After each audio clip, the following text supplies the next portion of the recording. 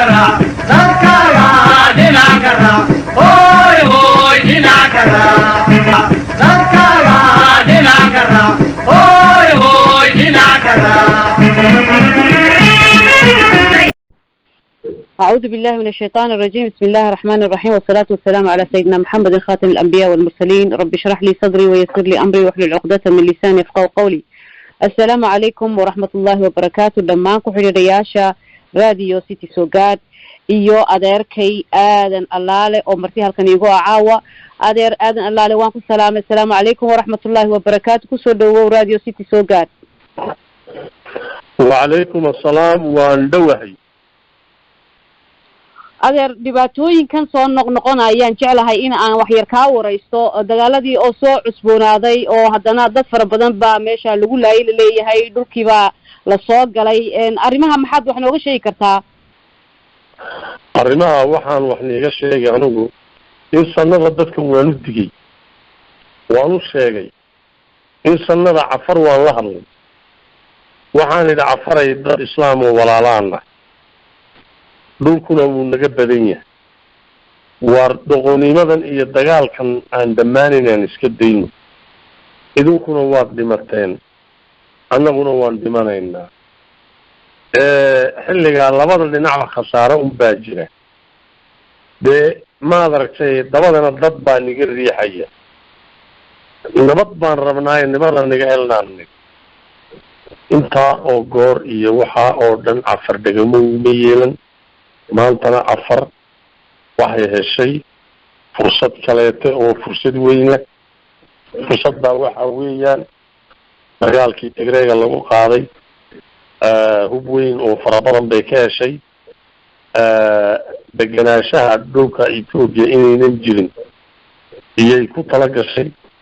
afar jabhadihii Eritrea iyo kuwa Ethiopia intuba way isku biireen. dagaalkan ay wadaan iminka waxay cafar gaadhay waa qaraab bay gaadhay. dowlad deegaankii cafartu waxay gaadheen in ay wixii la odhanayay dadkii ciise la odhanayay dhulkaa inay ka soo xaataan oo sidaa ay usoo wadaan ilaa erar ay keenaan. markaa hanti waxay lahaayeen hubbay geliyeen iyo ciidan. wax kaleeto oo dhulkoogaa laga shaqayn horumar iyo maxay iyo waxaan sheekadaa ma jiro. arrintanna cafar way u dhan tahay.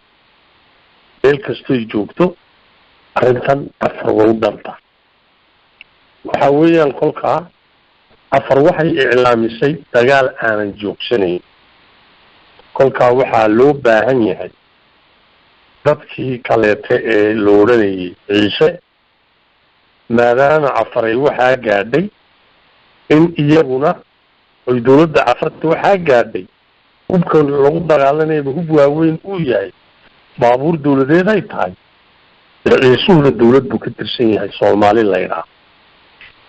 dee dawladdaa soomaali la yidhaahda haddii ay qaadi kari weyday inay nabadda dadkaas ay sugto, ileen xil baa ka saaran. boqol goor oo horena waan la hadal. ciidamo yaroo liu boolis la yidhaha waa inta la keeno dib loo celiyaa. inta la keenaa dagaalka ma geli kartin la yidhaha. waxa weeyaan qawda maqashii waxbana ha u qaban.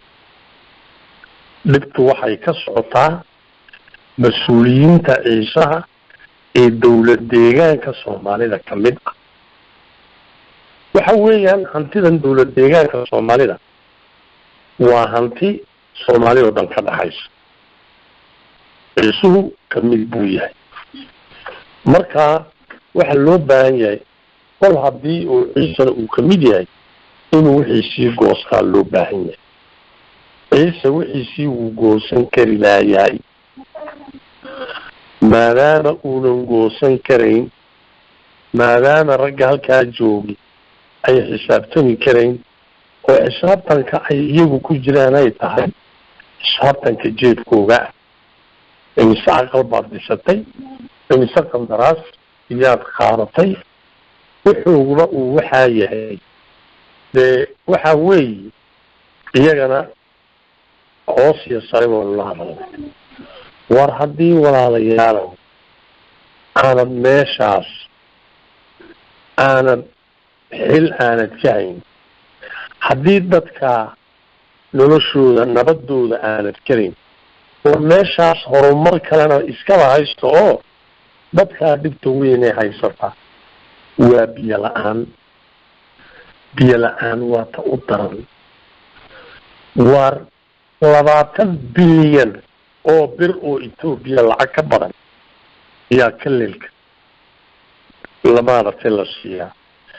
deegaanka Soomaalida 1 bilyan maaha waxaan sheegay, ma waxaa la waayay 500 oo milyan oo bir oo ceelal loogu oo darooyin loogu sameeyo dadkaasi ay kaga hadhaan dhibaatada.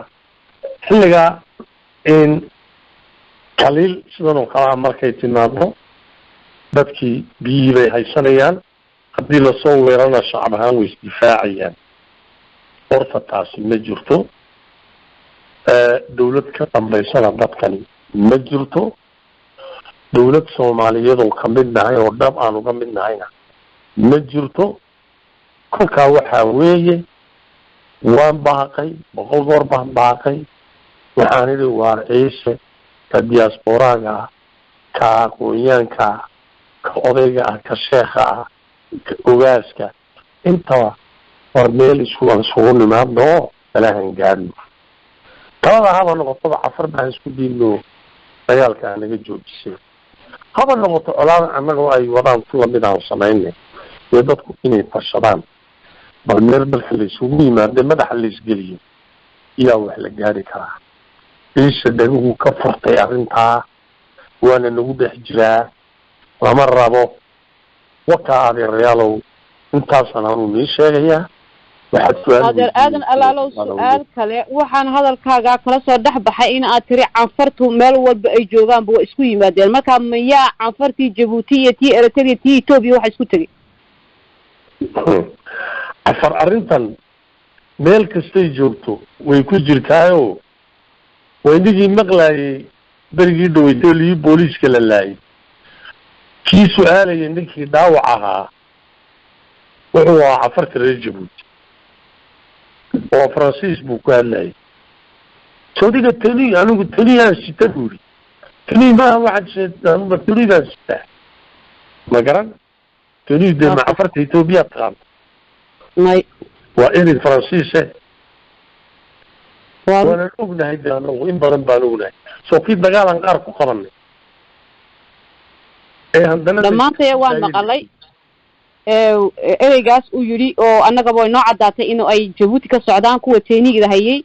laakiinse adigoo xog ogaal oo halkaa jooga waxaan jeclaysanay inaan mar kale aan ku weydiino adiga oo noo sii saxaya, waayo dad fara badan baa odhanaya kelmadda waa la iska bartay. marka 3 beeni garje ay degan yihiin ba canfari waa isu timiday, ciisana uu sii kala jeedaa. mas-uuliyiintii ciisaha ahayd iyo kilinkii shanaadna wax alaali waxay ka qabanayaan arrinkaa male maanta. arrintu way caddahay. afari ka Jabuuti jooga ama hanti buu bixiyey ama ku ficil u soo baxo dagaalka ku jira. Eritrea waa la mid oo jabhadihii labada wadan ka kala dhaxaynay yaa iyaguna soo galay. jabhadii kale dhinacan Ethiopia ay samaysay gugulo looranayna way ku jirtaa. waxaa oo dhan waxaa isku fuuqsaday dawlad deegaankii cafarta iyaa ku jira dagaalka. hanti iyo dadna ka hela dibadda. xilligaa taasiyadu waa sidaa inay afar meel kasta iskaga timiday ku jirto waa bilaa shakiyo dagaallo hore sookaan afar reer Jabuuti aan ku qabanay. xilligaa arrintaas way caddahay.